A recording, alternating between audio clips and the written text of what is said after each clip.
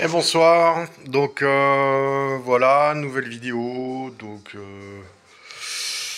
là on part pas sur de la mob, ni sur du pur VTT, ni sur du 125 4 temps, on part sur du bike électrique. Alors ça faisait des années que ça me titillait, mais pas spécialement en termes de sport ou quoi que ce soit, moi je reste en musculaire et je passerai jamais là-dessus, hein. Tant que je peux pédaler, je pédalerai. Pour moi, toute manière, le sport avec un moteur, ça veut rien dire. Ouais, en plus, on me balance des arguments complètement bidons pour ça, mais bon, on dira vive le marketing. Bon, bref, là, en l'occurrence, c'est un projet, si on peut dire projet, c'est un montage suite à la demande d'un collègue de boulot qui habite à une certaine distance du boulot.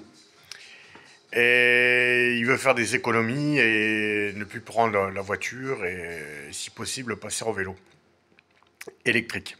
Pour déjà d'une part aller vite au boulot et sans trop se forcer et pas arriver dégoulinant de sueur. Voilà. Donc malgré qu'on ait la douche au boulot, ouais, c'est quand même pour éviter de perdre du temps. Donc on a parlé du projet et ce dernier m'a dit qu'il avait un VTT chez lui. Donc, deux marques au début me disaient Scott, mais c'est pas un Scott, c'est un Focus, la marque Focus. Et c'est un modèle Black Hills. Et ce cadre est pas mal parce qu'il est quand même assez de grosses sections et c'est assez costaud pour supporter le bousin. Donc, au début, on était parti sur un moteur de 500 watts. Mais bon, je pensais que ça allait faire léger, donc j'étais parti sur un moteur de 1000 watts. Et il s'avère que là, on est en 1500 watts. Je vous expliquerai après pourquoi. Mais là, maintenant, on est sur 1500 watts. Voilà. Donc, en l'occurrence, j'ai récupéré son VTT qui m'avait nettoyé, mais bon, qui était complètement à refaire, hein. Donc, la fourche à l'avant, c'était une fourche bas de gamme acier, complètement bloquée, rouillée. Le reste, câblerie, tout ça, tout était à revoir. Le boîtier de pédalier à moitié bloqué. Bon, bref. Donc, quand j'ai pris ce vélo et que je l'ai passé sur la balance, j'ai cru halluciner pour un semi-rigide. Le bordel m'affichait quand même pas loin de 16 kilos. Donc, ceci étant dû en grande partie aux pneus et toutes les pièces assez lourdes qu'il y avait dessus. Donc, dans un premier temps, je savais que le vélo, en passant en électrique, allait être alourdi. D'une part par le moteur à l'arrière, la batterie, le contrôleur et tout ce qui va bien au niveau du poste de pilotage, que ce soit le tableau de bord, interrupteur et ainsi de suite. Donc son vélo, je l'ai allégé dès le départ, dès que je l'ai reçu. Et de 16 kilos, je suis quand même tombé à 12 kilos. Donc 12 kilos ne se sont pas faits sans rien. Donc il y a eu un changement de la fourche où je suis passé sur une Marzocchi Bomber R, déjà, d'une part. À l'avant, une roue neuve Cross-Ride, des pneus neufs, tringles souples avec des chambres à air légères, des disques plus légers.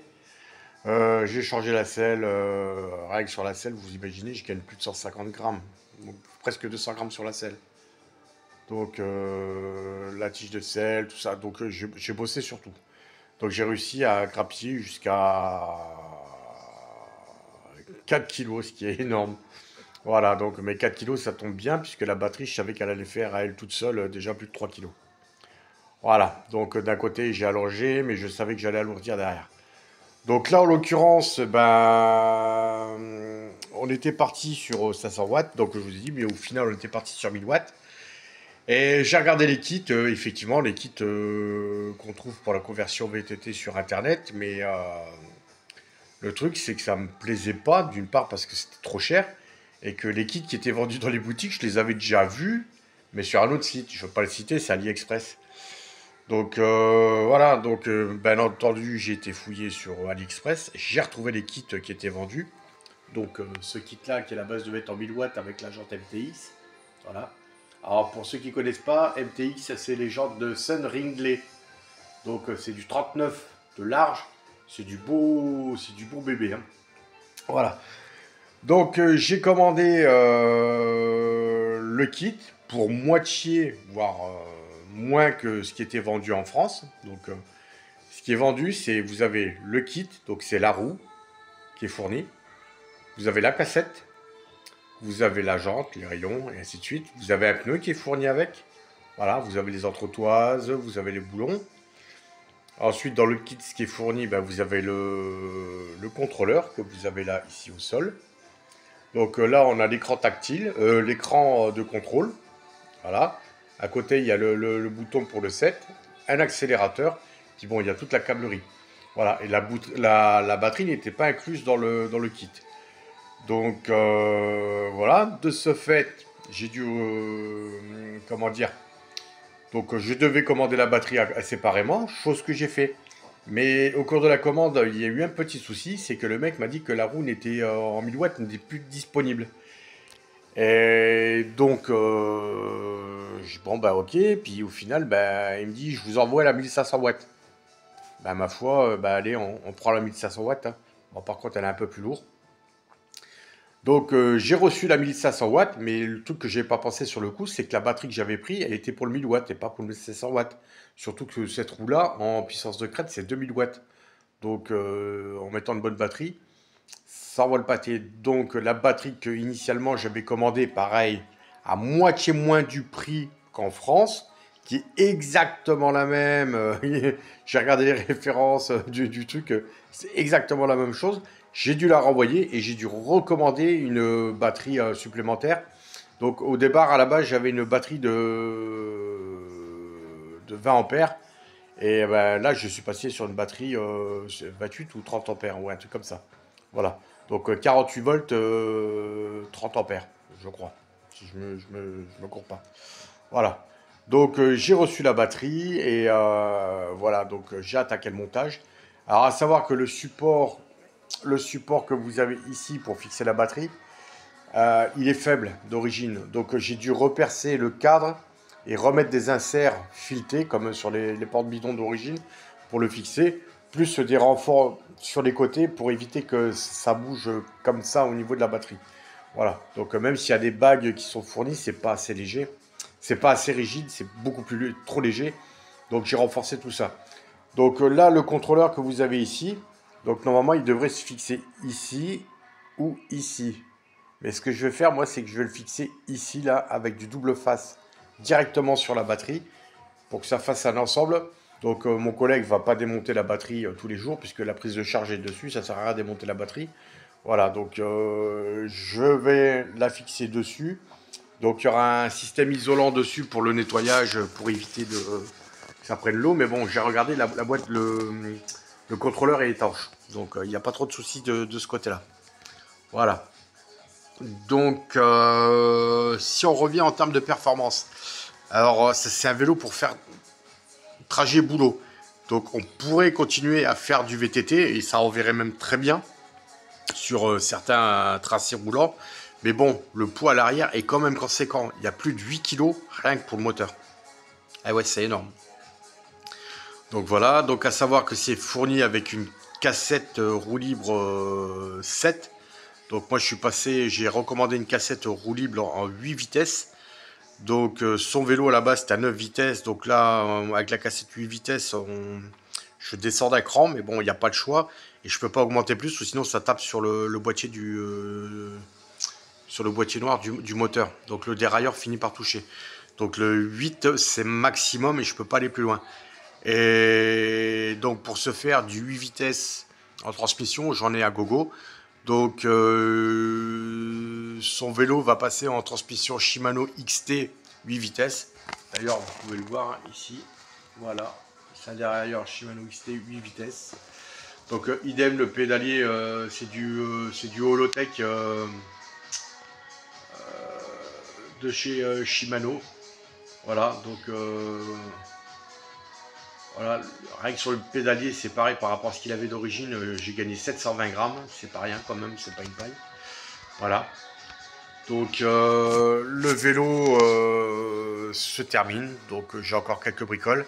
Donc j'ai dû revoir par rapport à ici là, la roue parce que le truc il est tellement coupleux que si c'est pas fixé, j'ai eu pas mal de vidéos où il y a des roues qui se délocalisent, qui se barre carrément du cadre. Donc j'ai fait un système pour que la roue ne puisse pas se barrer.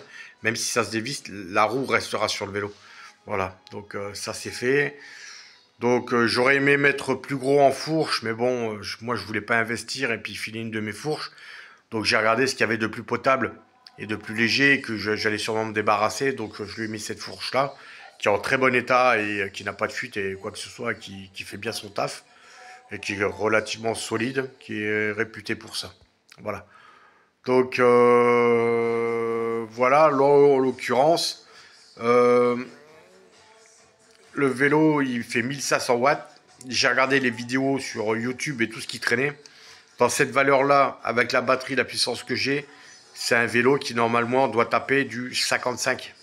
50, entre 50 et 55 à l'heure en mode full. Voilà. Donc le collègue va l'utiliser en mode pédalage normal et pas en assisté. À savoir qu'ici, là vous l'avez au sol, c'est un accélérateur.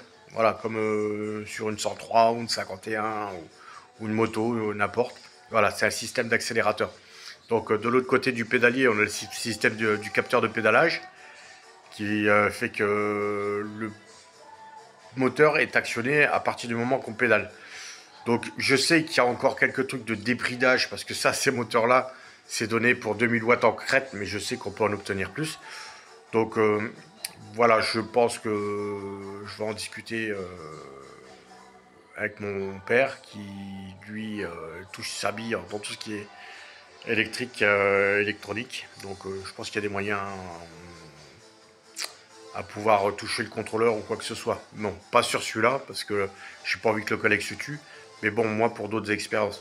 Parce que j'ai peut-être l'intention de m'en monter un, mais dans le futur, j'en ai pas l'utilité pour le moment.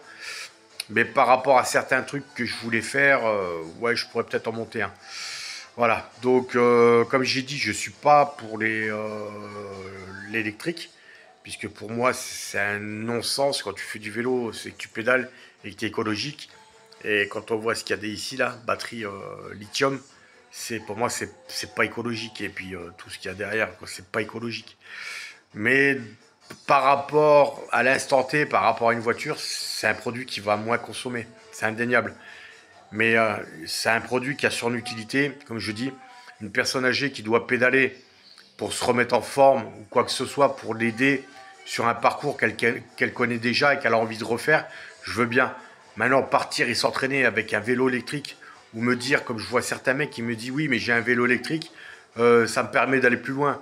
Je suis désolé, moi j'ai augmenté les distances au fur et à mesure. J'ai commencé le VTT, je devais peut-être faire 20 bornes, j'en faisais 30, après 40, 50, 60, maintenant je vais au-delà de 120 km, voire même 150, tout ça parce que je me suis entraîné. Et c'est le goût de l'effort, c'est de s'entraîner, de se dépasser. Maintenant, si c'est pour avoir un vélo et se dire, bah allez, je greffe un moteur pour faire encore plus de kilomètres, où est la performance? Et quand les mecs ils me disent, oui, mais tu vas plus loin, t'atteins les spots, et effectivement, je vois des vidéos où t'as des mecs qui gravissent des pentes de 12-15% avec des vélos. Et les mecs, ouais, je veux bien, d'accord. Il y en a qui le font sans moteur, mais en même temps, quel est l'intérêt? Pour faire ça, autant se prendre une moto trial ou un enduro. Voilà. Par contre, moi, je vois que quand je pars avec mon VTT d'enduro qui est léger, ah, d'accord, il est peut-être pas donné, mais il est léger, et il vaut peut-être autant qu'un vélo électrique, mais bon, mon VTT, quand je pars à la montagne et que je dois atteindre des spots, le VTT, je le charge sur le dos. Et croyez-moi, je préfère avoir 12 kilos sur le dos que 23-24 kilos. Des 23-24 kilos, je l'ai fait quand j'étais militaire et pas dans un régiment de merde. Je peux vous dire que vous les sentez passer quand vous êtes dans une montée. Donc voilà, donc me donner le principe, oui, le VTT c'est pour aller plus loin, pour faire plus de choses, pour moi c'est un non-sens. Et d'autant plus que quand tu fais une certaine distance, moi je suis capable de partir, faire 60 bornes dans un sens et revenir faire les 60 bornes de l'autre. Si c'est pour partir, avoir des sentiers, machin, avec de la pente, et que tu stabilises ta batterie, et que tu es à 70 bornes, et que tu reviens, et qu'au milieu, ta batterie, elle est quasiment à plat, et que tu dois pédaler, c'est pas la même chose de pédaler avec un bousin de 12 kilos qu'un vélo de 25 kilos. Voilà. Mais bon, bref, dans l'absolu, on fait pas du sport avec un moteur, parce que sinon, d'ici là, demain, je vais m'acheter un exosquelette, et je vais aller à la salle de muscu. C'est la même chose, hein, vous me direz.